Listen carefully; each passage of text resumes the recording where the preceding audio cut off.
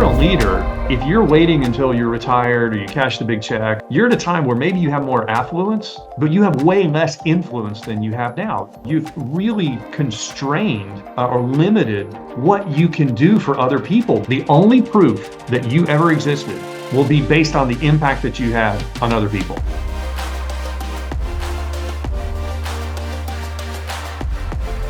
Hello, everyone. Welcome to Leading with Relevance. This is a podcast series. This is our 7th episode. I like to say that I love to find people that are busting through the status quo and impacting companies and communities. Our goal is to interview people and highlight their personal and professional journey, but also get to know their why. And for the listeners, we hope that there'll be practical insights you can apply to your pathway. I'm Tino, Chief Strategy Officer for Relevance. I'm loving the opportunity to talk to and learn from leaders. So today I have the great opportunity to interview Shane Jackson. A little bit about him. He's the president of Jackson Healthcare, one of the nation's largest healthcare staffing companies. He's appeared on Fortune's list of the 100 best companies to work for. We'll talk a little bit more about that later. He's really an advocate and a force for improving patient care, the whole company, Jackson Healthcare. He's the author of Fostering Culture, and now he has a new book out called This Is the Thing. We'll talk a little bit about that as well. He's a recognized speaker, talks about purpose, leadership, workplace culture. He's an advocate, as I am, for conscious leadership, purpose-driven leadership. And he's also built, I think, very interesting. I've been over there, a nonprofit facility on the campus. So, Shane, welcome to Leading with Relevance. Thank you, Tino. It's great to be here. Thanks for having me. I always like to start out with a question around, what shapes people. And I ask you to go back a bit to your childhood, your early years. Maybe 2 or 3 people that influenced you most. Oh, wow. My childhood. Well, I was born in a very early age, and no, Right. so I had I think a pretty good childhood. I think like everyone, ups and downs and challenges and those sorts of things. But it's funny as I look back on this, knowing your answer, you were going to ask me this question. One of the things that I'm grateful for in my childhood was that I started out when I was young, just very much the athlete. I mean, I was playing every sport I could play, and was not a bad athlete. And then midway through high school, decided to pivot, and I stopped playing sports almost entirely and got really into theater and music. And so it kind of, I think for me, a little bit set up um, a life of being interested both in sports and the arts. And so throughout my life, I have continued to participate in lots of sports. I competed at triathlon for about a decade as an adult. But I've also stayed involved in the arts. And so I've kind of got this little split personality, I guess, going on. But it has also, though, for me, like to your question about people that influenced me. Yeah. Aside from, my parents, but I really do look back at some coaches, and then also some of my kind of art and music directors that just had a big impact on me in multiple ways. And I think all of us have experienced those kind of people speaking into our lives. But one of the things that I think all of that did for me was give me confidence in kind of any situation. I was, comfortable stepping out onto the football field as I was stepping onto the stage, and having these just people who were so invested in my success and the success of kids and students really kind of pour into me. And I think it it just gave me a lot of skills that I've used throughout my life. It's a great shout out for coaches and teachers. They all need to be paid a lot more money, right? Yeah, here, here. Um, it must have been interesting. I know we're going to talk about this later, but being in all sports growing up myself, I couldn't imagine like if it was my sophomore or junior year to then make a pivot to the theater. I do have an actor's daughter, so we're all into that now. But I'm sure your coaches were a little disappointed when you were Yeah, saying, "Yeah, I'm going to be acting now." yeah. That's Absolutely. No, I distinctly remember phone calls from a couple of coaches going, "Wait a minute, what are you doing? what are you doing? What's happening?" Yeah. Right. I'm going to be the star in the show. Are you still doing that, by the way? Are you trying to do any acting as amongst all the other things you're doing? I actually still am. And so one of the nice things, so we're in Atlanta, and Great the place for film acting. industry has really blown up over the Yeah. last decade in Atlanta, and it's actually been nice to be able to jump in and out. So I for years, I did theater and music through college. For years afterwards, I did a lot of kind of community theater and stuff with my wife. I led the music at our church for years. Haven't done that in a while, but because of the resurgence of the film industry here, every once in a while I get opportunities to do things. So I can't tell you anything about it, but I've got a small role that in a feature length film that I'll actually be on set in like 3 weeks, and Oh, getting that's exciting. getting to do that. So this will be like my fourth film that I've got to be a part of. Yeah, when I ran tag, we were really driving the opportunities for the tax credits for theater and all. Now it's or for movies, and now it's really competes with Hollywood in many Yeah, cases. So yeah. congratulations on that. We'll be on the lookout. So this is you've heard it first here. So be looking for Shane Jackson on the big screen.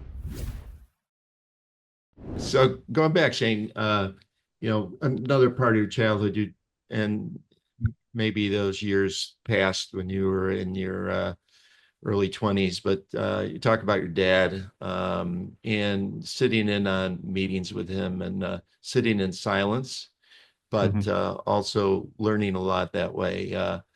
And you talk about the lessons that you actually wrote an article about this, lessons that are caught and not taught. So talk a little bit about that, because I think that's a great lesson for people that are in business where, we like to say there's one mouth and two ears. So there should be a reason that God, created Mhm. us like that. But go Yeah. ahead, talk a little bit about that.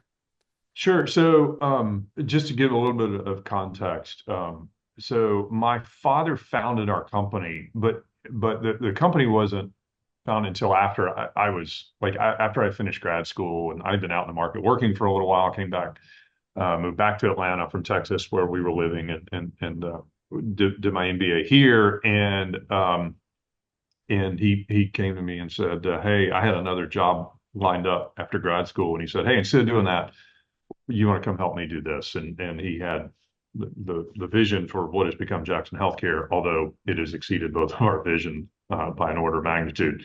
But I was in my mid 20s at this time, and so when we started, I was doing all kinds of things, just helping getting things done. But I was, very young in my career, had an MBA, so I thought I knew a lot more than I did.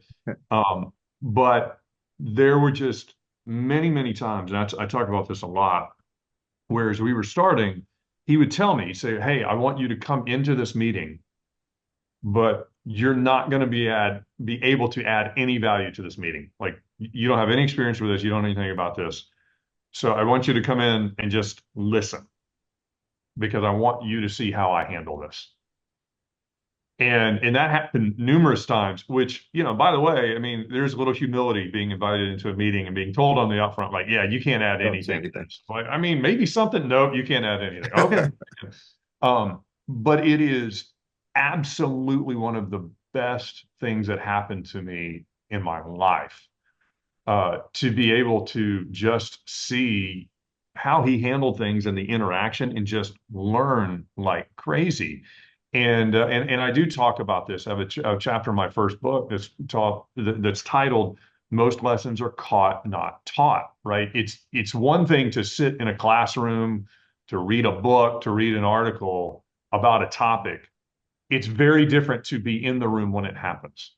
And when I talk to leaders about this, one of the things that I challenge them is that we have to, for our people, especially the people that we're trying to develop, we have to make room for them to be a part of things where they can't add any value. And that is very counter to the way we think about things most of the time, right? I mean, it's like there's just too much to do to have someone involved in activity where they can't add any value. I need them working, right? Um, but over the long term, the lessons that are taught in that moment are just so significant. And I think that as leaders developing people, we really undervalue having our people we're developing just in the room, even in those moments where they're not going to add anything, so that they can learn. Yeah, have you been able to, you feel like you've been able to successfully implement that at Jackson, over the years to actually make that clear that, hey, you're coming to a meeting, but really you're just here to listen and you're not on the agenda. And we know you'll probably want to say something because you're going to get maybe some street cred for that. Somebody will say, Uh-huh. wow, that person's sharp or whatever. How do you handle that in a Yeah, company? I mean, so I can tell you, like for me, having experienced that, there's been several times over the years, especially like with people that I'm really purposefully developing, where I have told them that story about me, and I've said, "This is now you." And so, like the most successful one of a few has been so for several years, I ran what is the biggest company in our portfolio. And so about a little over 10 years ago now, when my dad came to me and said he was kind of ready to get out of the day-to-day of the business and enter a new phase of his career, I had a guy that I was developing to succeed me in running that business, and he still runs it today, and he's just blown it up. He's done a better job with it than I did. But like I took when I started that with him, I was like, hey, this is going to be like a 3 year process. And in that, there's just a lot of areas of the business you have not had exposure to yet. And you're not going to add any value. And like, for example, one of those was marketing. He wasn't a marketing guy. And I'm like, you've got to learn marketing because you've got to be able to lead and understand how it plays a part in the overall strategy. But you're going to need to just sit in a lot of meetings that I'm leading and working with the VP over that and whatever, and you're not going to have any value. And it's gonna feel kind of frustrating to you, maybe like a waste of time. But you just need to learn. He'll tell you now that all those meetings, just like I've said, he's like they weren't a waste of time at all. Yeah. Because he learned a lot. And so we've tried to work that into kind of our playbook for how we develop people. Yeah, that's a great lesson. So I want to take kind of a step back because I wanted to get in a question around your path. Talked about youth, your Emory MBA.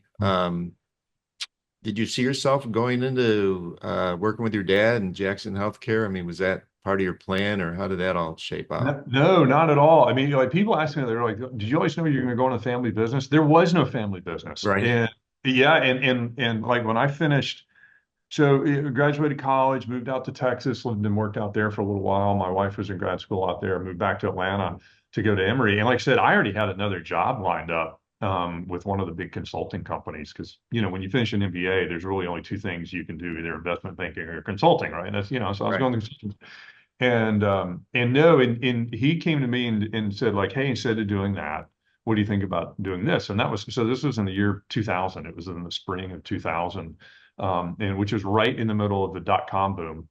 And he and I actually when I was in grad school, he kind of brought me in to help, and we were kind of working together on uh, some kind of healthcare service companies and specifically in the staffing area and working on how could we leverage the internet as a differentiator in the business. And so basically like his whole thing was like, hey, let's come do this and see if we can find other businesses, especially in healthcare, where we can leverage the internet to create differentiation, which was, back at that time still somewhat novel. right. And so it was like a little bit of a risk. I mean, I would have made a lot more money that first year if I had gone to work with a consulting firm. But it was obviously a bet, on him and on us, and it was hard for a while starting a company, especially the way we did it with no outside capital. No, we don't have any outside investors, Right. and so there's some interesting stories from that time. But obviously, glad I did it. Was healthcare in your dad's background, or I know how did he pick that sort of space? Yeah, I think he kind of fell into it. So yeah, my dad has spent virtually his entire career in healthcare. When he was very young, kind of early 20s, he got into the staffing business. He was doing administrative staffing. Back then it was like secretaries and that sort of Yeah. thing. Call them secretaries anymore, but in the 70s they did. Right. And then he wanted to get into executive search because the dollars were bigger, and he got into working at an executive search firm, and the guy who had run the firm had somehow convinced a hospital in Alabama to pay them a retainer to do a search for a physician, and like that wasn't even a thing in the mid 70s. And so my dad came into the business and he gave it to my dad, and he filled it and then was able to sell a bunch more searches back to the same hospital. And he just kind of figured out that this was a blue ocean strategy, which is a little bit more modern language than the 70s, but because nobody was doing it. And so he ended up starting a business that did nothing but executive recruitment of physicians. And then, that kind of launched some other things. But he had that business for a while, but it's kind of a long story. Got kind of kicked out of it when I was in middle school. And so anyway, he was just such an entrepreneur, in and out of a lot of healthcare businesses throughout his career. And kind of reached a point in the kind of late 90s where things weren't going so great. And he was kind of starting over and decided to kind of start back and bet on himself, and invited me to help him do it. And that's how Jackson Healthcare came to be. Maybe it'd be good to just take a minute and just tell the folks that don't know as much about Jackson Healthcare, your federated model, and how many companies you have, that kind of tee up some other questions for you. Sure, yeah. So Jackson Healthcare is the parent company. We have now, I think, 20. We call it our family of companies, but think of it as kind of a portfolio company. And so, I always kind of joke with other people, like Jackson Healthcare doesn't make a dollar of revenue. We don't have any customers. That happens all at the company Right. level. And so we really distribute decision making and authority and power as much as we can. And so, uh, somewhat, kind of maybe like a venture capital or kind of private equity, although we're much more involved in operations than some of those models. But it really is kind of a distributed model, where the companies have pretty high level of authority. There's some things where we have to enact controls.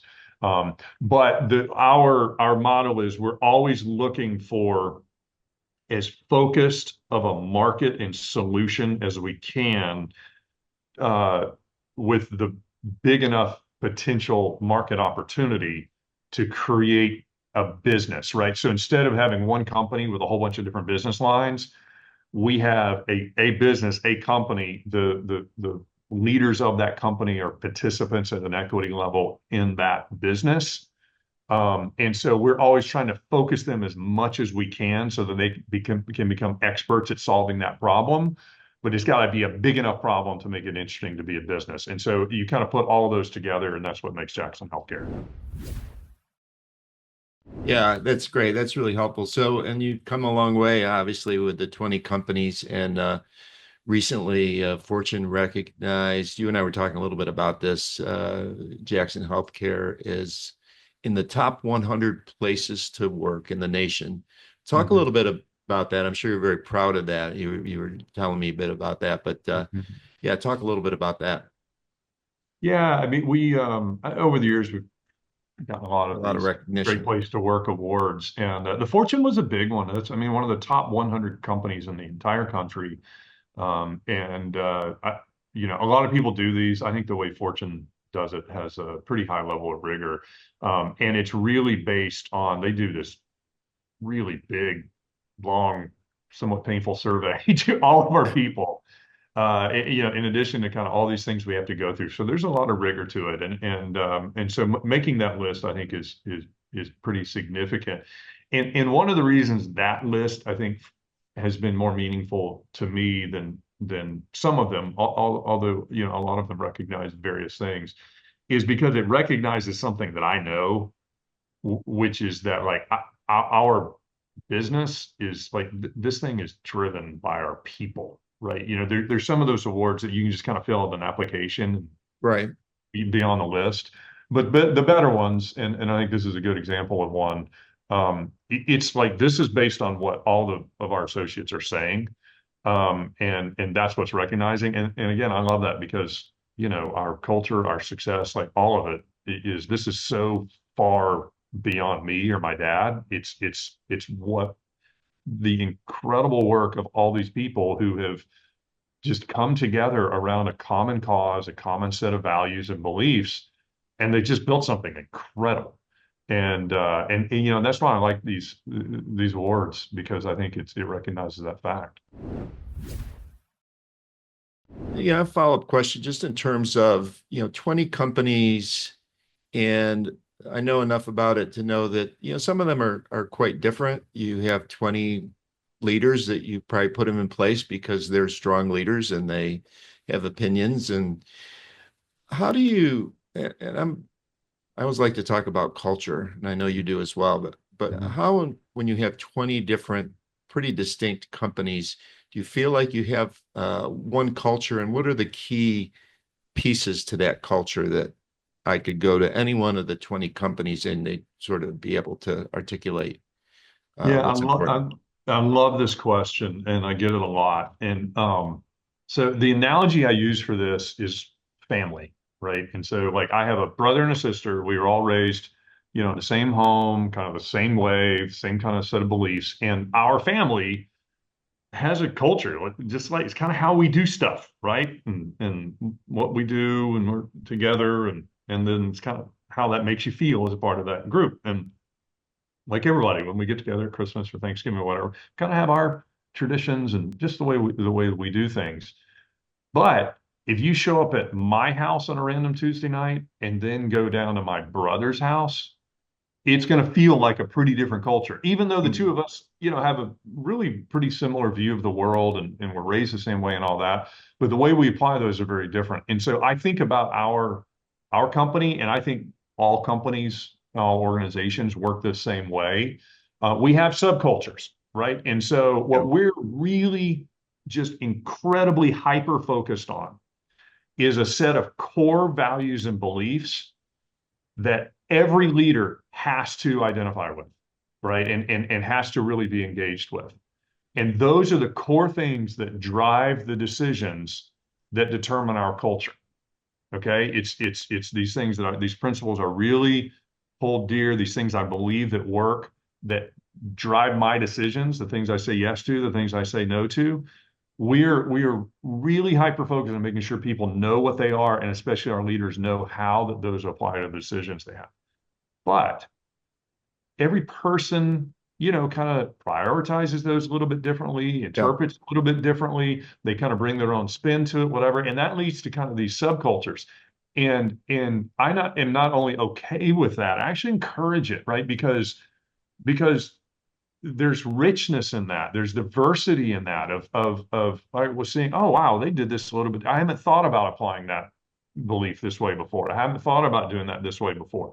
There can be, sometimes people can step out of bounds, and you gotta have monitors out or that. But for the most part, what happens with that is it creates these opportunities for best practices and sharing and making us better.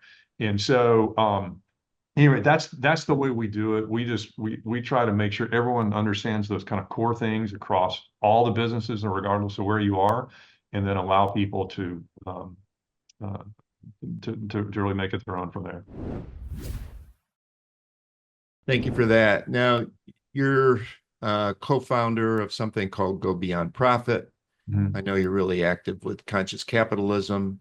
Yeah. Um, is capitalism a good thing? I know what your answer is going to be in that regard, Yeah. but also talk about because in both of those, there's a profit motive, Mhm. but also there's a second bottom line, if you will. So for those that, I call it a movement. I don't think Mhm. it's a, maybe you feel differently. I don't know if it's a fast moving movement, but it's a movement. I think people are getting on board. I know there was a big conference just recently. Mhm. You've also spoken there at Conscious Capitalism, but Yeah. explain to people what it is and how your company goes about on a day-to-day basis, kind of living that belief. Yeah, sure. Well, so first to go back to the first question, you said, is capitalism a good thing? Absolutely, capitalism a good thing. I would argue that capitalism is one of the biggest forces for good in the history of civilization. And if you look at anywhere that capitalist principles have been applied, what you see is a huge reduction in poverty, an increase in the standard of living. I mean, it's just it brings it, and I think a lot of the reason is because capitalism is the only moral economic model there is, because the way that transactions work in capitalism is that they're purely voluntary, right? I have this thing that I made and I'm voluntarily selling it to you because you need it. And so you're voluntarily willing to give me something of value in exchange for what I've created. You have two parties that voluntarily come into the transaction and exchange things of value. It's the only moral economic model there is. All other models, there's some force or some coercion in there that creates bad incentives.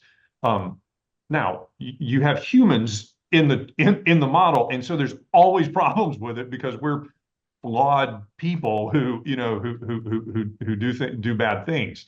But that's not the model's problem. That's a human problem, and that shows up in any model. The word capitalism has gotten a very, very bad connotation over the last several years. It's just amazing. If you ask people about capitalism, they say they don't like it, and you say, "Well, do you believe in free markets?" And they say, "Oh yeah." Well, Right. it's just kind of a wording thing. So I think one of the things that I like about what we're trying to do with Go Beyond Profit, and I think if you go back to conscious capitalism, especially kind of the original intent of that organization that John Mackey and others are trying to do, is they're saying like, hey, we're starting with recognizing that capitalism, what it does in the world is good, but it also creates this platform for so much more good that can be done. And this is where we like to encourage people is that, like, as someone who's interacting in the market, someone who is leading a business, starting a business, all that sort of thing, you are coming into contact with all of these different people throughout that. And in that opportunity, yes, you have some inherent good by this voluntary transaction, but you also now have access to all these resources where you can create good throughout the value chain. And they talk about stakeholders, like all the other people that are maybe not customers, but they're stakeholders in the business, from your owners to your suppliers to your community, like all these that have a vested interest in your business being successful. And the thing I like to encourage leaders on this is that two things. First of all, you show me a business that is not creating win-win scenarios for all their stakeholders, and I'll show you a business that's not going to be successful for long, right? I tell these people all the time, like our team all the time, like I want our vendors to want to do business with us because I want their best service, their most creative solutions, like all that sort of thing. I want our community to like us because, I want, people to want to come work for us and like all that sort of thing. Like, and so, the verse is, you show me a business that's creating win-wins for all their stakeholders, and I'll show you a business that has sustainable growth ahead of it. Um, the flip side of this, though, also is just for leaders, is that I don't know about you, but like I want to be able to kind of look back on my career, and if somebody asks me, like, what did you accomplish in your career? I want to be able to point to things more than just a profit, right? I mean, you got to have a profit. Like if you're not profitable, you don't get to do anything else, right? But man, if I it looked back and said like all these people that I came in touch with, whatever, like if I didn't have any kind of meaningful impact on their lives, it just feels like a waste. And that's why I think, I like to encourage people to think about their businesses as this platform that enables them to do things that are not only going to be, I think, good long term for the business, but things that they're going to be proud of. You think that some of that too, I guess my question would be from a standpoint of generational, obviously we have what, 5 or 6 generations in the workforce right now. You see any difference with the Z's and the millennials as an example in terms of their wanting to work for a company that does more than make a bottom line? Or is it for every generation the same, do you think? What are you seeing? I think that um, younger generations that have come up in a society that is largely um, wealthier than what older societies have had. I think that has brought them into the marketplace with a view of like, yeah, I want to make money and I need, and all that sort of thing. Um, but if you think about the Maslow's hierarchy, they're coming into the marketplace at a higher level on the hierarchy than previous generations did, right? I mean, I think a lot of people at some point in their lives get to the point where they're like, oh, now I want to be focused on, kind of more lasting things and impact on people and that sort of thing. You've got a generation of people that are coming in because of the way they've grown up that are kind of already further up that scale.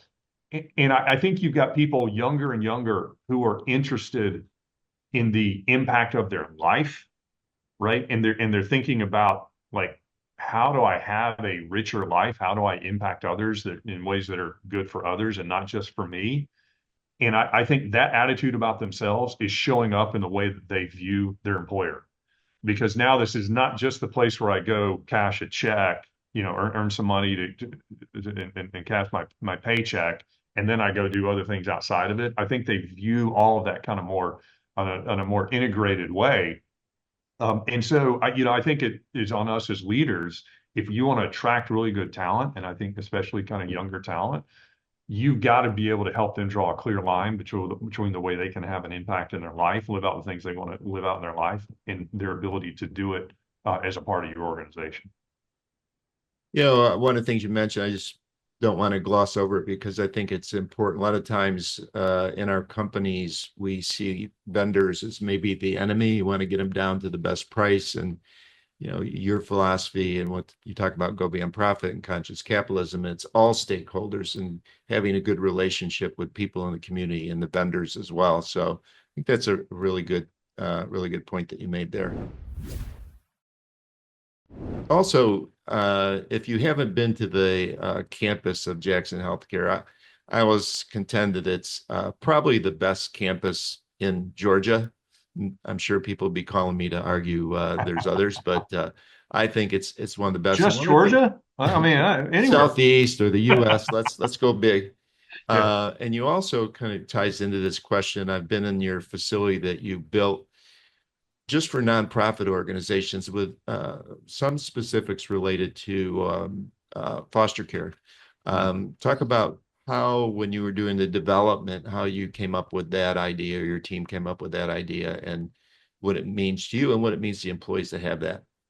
sure. So, well, first, as our campus has developed over time, first of all, I always tell people our campus is a testimony to the lack of vision we had as business leaders because we just never thought it would be anything like what this company has become. We've just been incredibly blessed. And so anyway, it's like we're on this giant hill. We got power lines that run through the middle of my campus, and it's just it's kind of a mess. But we've just kind of grown and grown and grown.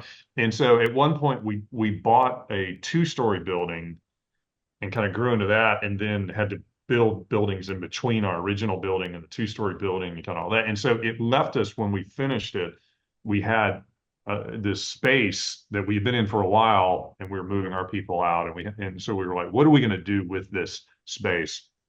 So what we ended up doing was creating well, first of all, a chunk of it we took and made daycare for Right. our associates' children, which has been very, very popular. There's a huge waiting list for it.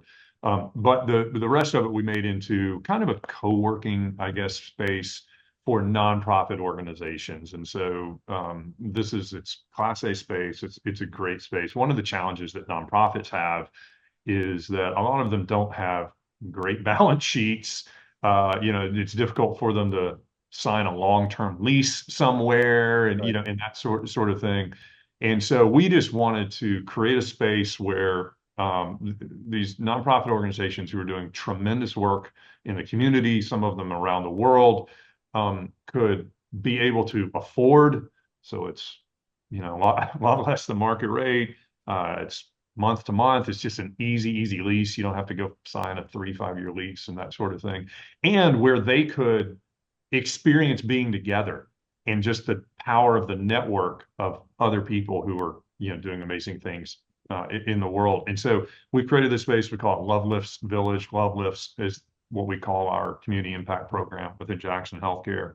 And it's amazing. And by the way, like they have access to all the amenities on our campus, our restaurants and all that sort of thing. And so it's just, I actually love too, like, when our associates are standing in line beside somebody who, runs a nonprofit that takes care of orphans overseas or something. I mean, it's just really rich.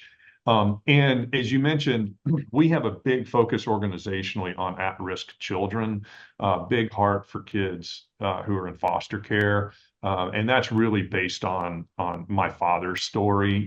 He came up through the foster care program, entered the program when he was 12 years old, and so kind of having experienced that, he's really in a time of his life where he's really focused on foster children, especially in the state of Georgia, because he's been there.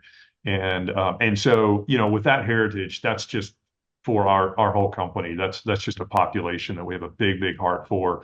And so in Loveless Village, we have actually organizations that do lots of different things. But whenever we can, we want to get behind people who are doing things to help at-risk children in the foster care program. Yeah, that's great. Another thing you're doing with your company, and I know this firsthand because I'm still involved a bit with the TurkNet Leadership Group, but not just that, but you've doubled down a lot even during COVID, and you focus a lot on leadership development internally, not just with that one company that I mentioned, but with your internal employee, your teams. Talk about the importance of that and the payoff on building that leadership development program and strategy. Yeah, we really are focused on it. And so the last couple of years in our industry has been pretty challenging with healthcare, and especially the workforce side of healthcare where we're involved, really spiked up during COVID, and then there's been a big market correction over the last couple of years from that. Um, and so, we really kind of saw this coming, and so back in like 2007 and 2008 during the Great Recession, at that time, I very distinctly remember that's when my dad said, "Hey, I think we ought to start a corporate learning and development function." And we were a lot smaller back then, but it was pretty counterintuitive. I mean, because anybody that was around and working during the Great Recession, like that was a very challenging time. And we did, and it was on the bet that if we could really invest in our people during that time, especially when maybe they have a little more bandwidth, that coming out of the recession, it was going to accelerate our growth. And it did. And so we have decided to do that same thing now during what has been a challenging time in our period in our industry. And so we have really over the last 2 years put a huge increase investment and focus in developing leaders and creating what I think is actually a pretty unique program. You mentioned TurkNet; they've been a good partner of ours in helping do some of that. And actually, we're right now just challenged our team the other day, and next year we're going to try to get I think like 60% more people through that program. Great. So I think it's very important. reason that drives that, by the way, and this goes back to one of your earlier questions on culture, is that we've made a decision corporately that while we have this kind of federated model and all these companies who really are pretty autonomous, what we've said at a Jackson Healthcare level is that we're going to really, really be involved in leadership development, developing our leaders, and again, making sure they understand based on our values and beliefs how we expect that to show up in the way that they lead. And so that's really kind of what we're doing. The companies have all kinds of training and development and things that Right. they do on the things that are particular to their business. But for us, we're saying like we want to be involved and be very clear that if you're a leader in a Jackson Healthcare organization, this is what that means, and this is how we expect you to do your job and to show up. And so this is a big investment in that, and also making sure that we maintain the parts of our culture that we think have really driven our success. One more question on culture, because I liked your, I'm going to quote you here, but it was a recent speech you made, I think at the Conscious Capitalism event, maybe not this year, but the year before. And you said to really understand the culture, you need to know, what are my employees saying about their boss and their leader around the dinner table tonight? I love that. Talk a little about, how you thought about that. And Yeah, well, I think the context of that is um, really trying to kind of frame for leaders the impact that you have and the influence you have on the people that you lead. And I mean, if you think about this, um, if you've got a boss, right? I mean, they have impact and influence on you unlike anyone else in your life, and maybe even greater than anyone else in your life. I mean, as leaders, the people that work for us, that report to us, we influence not only their ability to uh, you know make money, earn a living, and provide for their family. We influence how they can develop, how they can gain new skills and set themselves up for the future. Depending on how we manage them, we may do things that make it such that they can't get jobs in the future, right? But more than that, I mean, we influence their mood, their self-esteem, their confidence, based on the things that we reward and that we punish, and and all of that. I mean, we have tremendous impact on these people who have chosen to follow us, right? And so, I think maybe I told this story. I can't remember the speech you're referencing, but years ago, way before I had written my culture book, I got called into this meeting, and the guy was talking about culture, and he said, "Hey, Shane, like, how would you describe the culture of our company?" And I said, "Well, I describe the culture of the company as the way my boss treats me, because it doesn't matter what we say in here.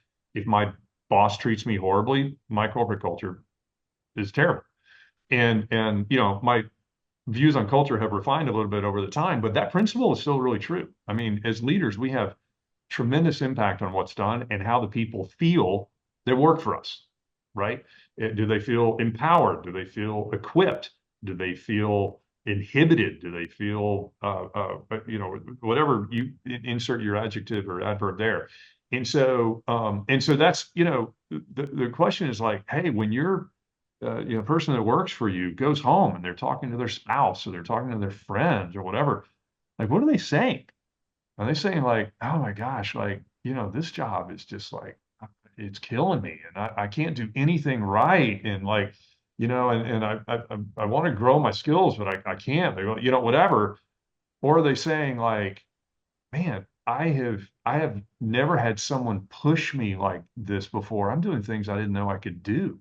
yeah, Or or like, wow, we're really focused on it. I feel like I'm part of something so big, right? And it's like that's how culture shows up. It's the atmosphere that's created by all the things that you do, which means how does it feel to be a part of that group? And so anyway, that dinner conversation I think is one way of framing it. But the point is, as leaders, you have tremendous impact and potential for impact. yeah, it's interesting. The other thing I picked up from that is that, a lot of times what you hear in the office setting may be um, muted a little bit versus, talking to a friend or your wife or your husband or, whoever it might be outside of somebody sent me a note the other day, said, to you, I'm going to say this is great, but outside of this, it really is, it kind of stinks. I'm like, Okay. okay. At least they're honest about being dishonest. So let's talk about your books. So your first book is Fostering Culture: A Leader's Guide to Purposely Shaping Culture, and now you're out with a second book, which maybe let's focus on that a bit. It's called "This Is the Thing About Life, Joy, and Owning Your Purpose." Is it out now, Shane? And It's not out now. okay, It comes out on January 28th. okay, but Yep. we can talk about it a little bit. Absolutely, we can talk Okay, about it. I've got an advanced copy here. You want to okay, know what it's like, but this is a nice. advanced reader copy. Yeah. Give it to anyone yet. Yeah, so talk a little bit about second book. What was the motivation for writing it, and what are the key things that people are going to get when they go out and pick it up and buy it and share it, Yeah, et cetera, et sure. cetera. So the second book, it really kind of resulted from the first book. So the first book we wrote, it was never intended to be available to anyone outside the company. It was Oh, okay. literally, I wrote it for our leaders, and it was all about them understanding our values and beliefs and how we wanted to lead the company to create culture. And I had a friend at the time, and I gave him a copy to read, and he was like, "Hey, you really ought to make this available to other people. I think other people would like it." And so it's self-published. It's available on Amazon. We've actually sold, I don't know, thousands of copies. But it was really not intended to go out. But it did end up kind of resulting in me. I don't do a whole lot of public speaking, but I give a handful a year where I go, and typically I'm asked to talk about culture. Um, the challenge is, as a leader, if you're really thinking about being intentional about guiding your business and creating the culture that you want, it really forces you to ask yourself kind of these pretty deep questions, right? Like, okay, well, if the culture is the atmosphere, it results from all the things we do, and so it's like, okay, well, what does it feel like to be a part of this group? Well, what do I want people that work for me to feel like? And then you kind of you get personal real quickly, like, well, what's important to me, and like, what do I really value? Not the things I tell people, but like, what do I really value? And it didn't take long to go, like, I mean, like, what's my purpose? Like, why am I even here? Right? I mean, leadership is in the context of my whole life, and he starts getting all these questions. And so as I was going around the country and speaking on culture, I kind of set up like, here's kind of what culture is, and then it kind of leads to these questions. And I was kind of like, all right, well, that's a youth, you got to go figure that out, and then how to apply it. But there was, a handful of moments where at the end of speeches, I would open up for questions, and I would get these questions that were like this, like these really kind of deep personal questions, and people are asking me literally while I'm on stage. And I'm like, I don't really want to answer that in front of all you people. And kind of, I'm not sure I want to answer that question to myself, right? I mean, this is, and so, and so for a long time, I really kind of avoided this. And, as leaders, we can get really kind of in this trap where it's like, we're not supposed to talk about things that are too personal or potentially too divisive. And, we just kind of stay away from Yeah. it. And all changed for me one time when I was sitting in a one-on-one meeting with someone that I work with, and she started asking me those kinds of questions, and I could just see it in her eyes. She was struggling.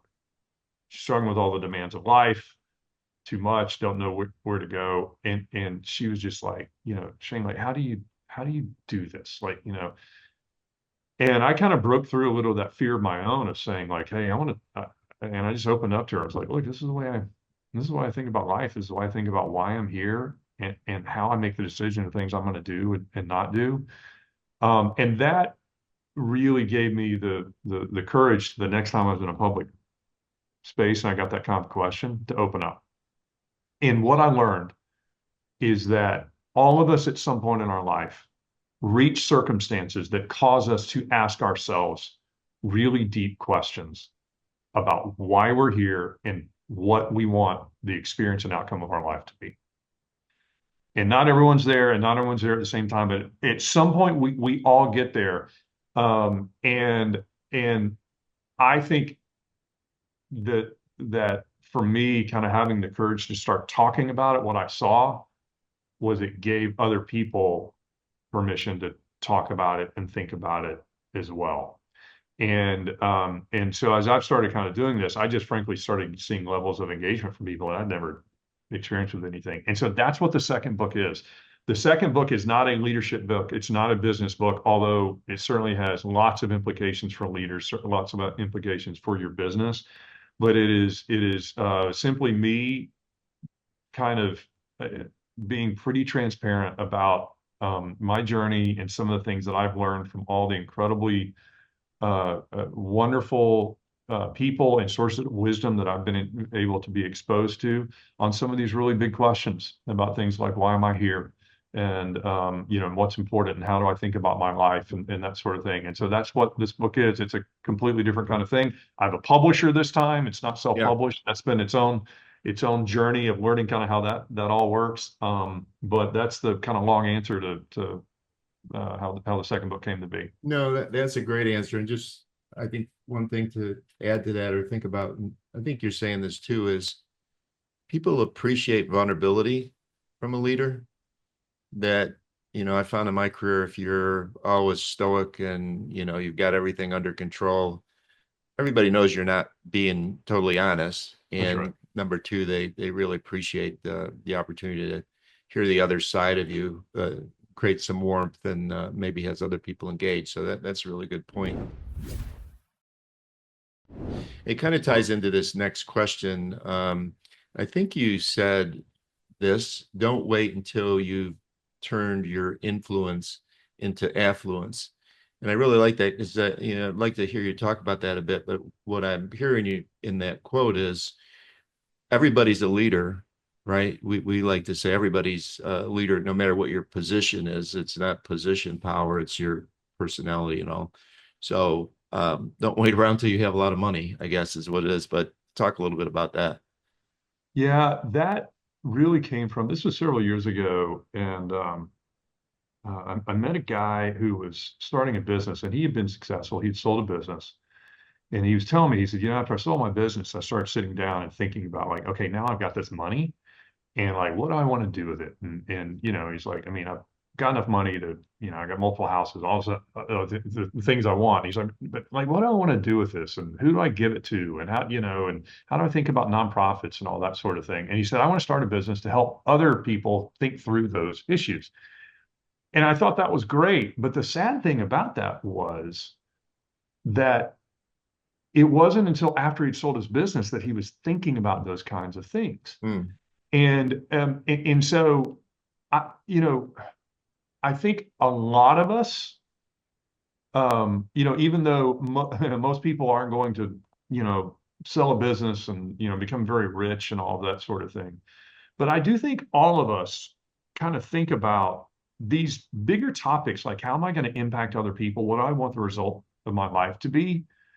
We kind of see it as something that can happen at some point in the future when we've got margin in our lives, yeah. right? Whether that's financial margin, whether that's time margin, like, at some point, like, yeah, I'll be able to, like, kind of help people and kind of think about that stuff at some point in our life.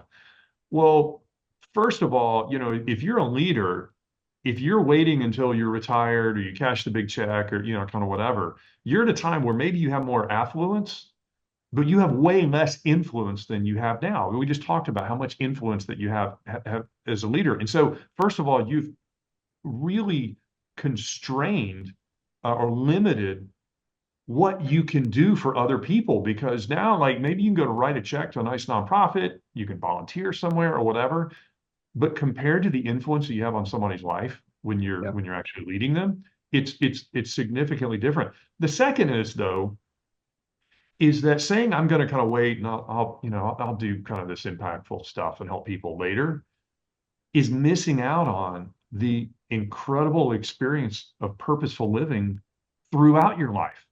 Right. And I think that's one of the fallacies. I talk about this in my new book a little bit. I think that's one of the fallacies that we've created is that like, this idea of purposeful living and impacting others and like and all that sort of thing.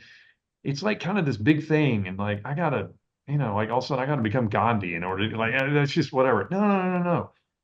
It's simply saying like what I want the experience of my life to be, and then how does that show up in all my decisions, and including in the decisions that I'm making already today. And when you view it that way, all of a sudden you get to experience the joy associated with purposeful living and with being a part of influencing others. You get to experience that today versus having to wait at some point in the future when you have margin and you would look back and go like, wow, I sure wasted all that time. Yeah, and you've said at some point, I tried to quote this as well because I think it's a good segue into this what you just said, but it's your legacy. If you're interested in a legacy, you said if you want some part of you to go beyond your lifetime, it has nothing to do with you, it has to do with others. So maybe kind of expound on that a bit. Yeah, I think a lot of us kind of get to this point where we're thinking through like, okay, well, what do I want like the result of my life to be? I mean, I can only consume so much, I can only own so much, I can, and you just kind of realize like most of the things that we fill our time up with is to pursue pleasure and comfort and whatever, and that stuff is just fleeting. I mean, we don't like to say these kind of things out loud, but all of us like know in our hearts, like the stuff that used to like give us a lot of energy, make us excited, feel real good to us, doesn't feel as good as it used to.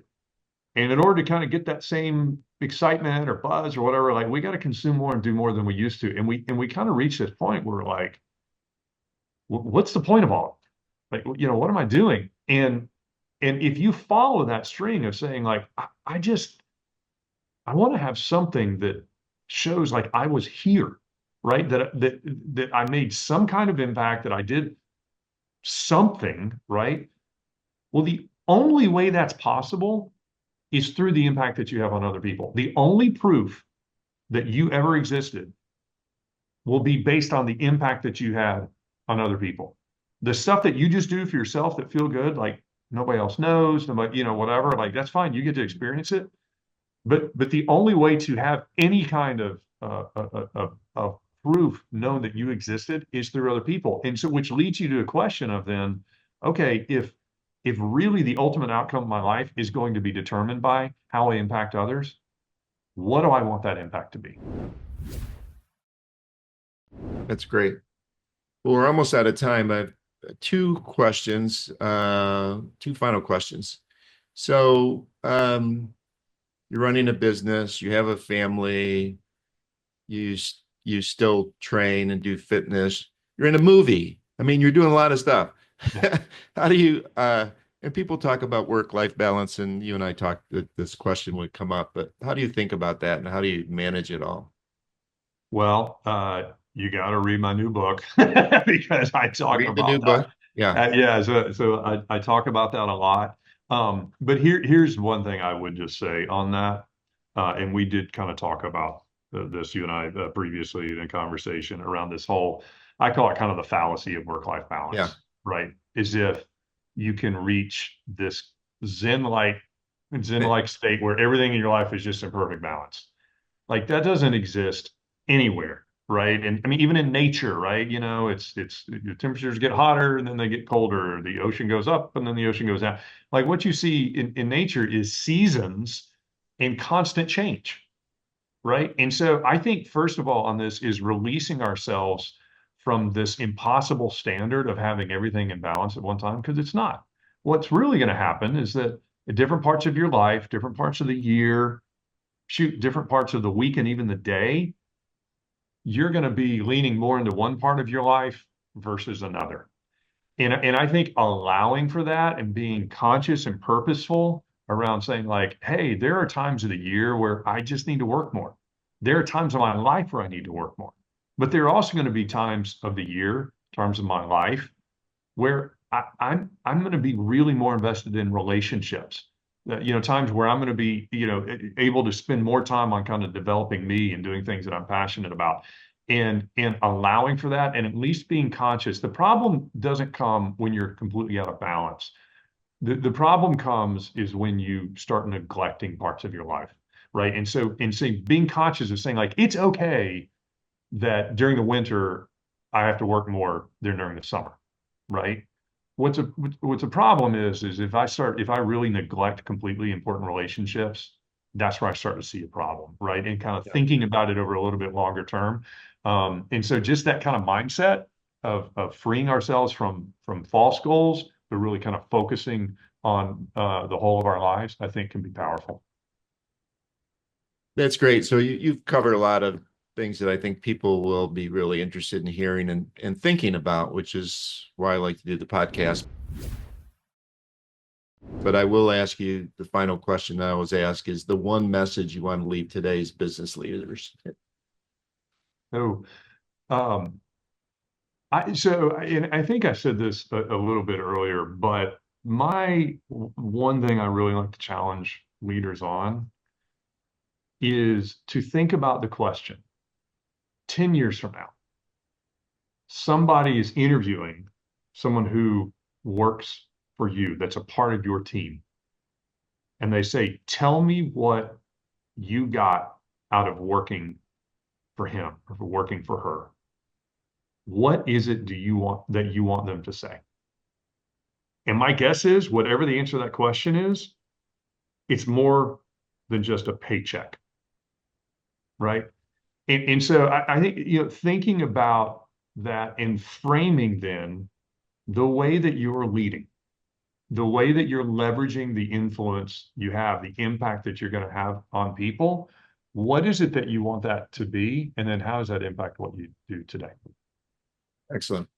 All right, Shane, we're wrapping it up out and appreciate you doing this. Good luck on the next book. I'm definitely buying it. So, I appreciate it. all Yeah. right. Thanks.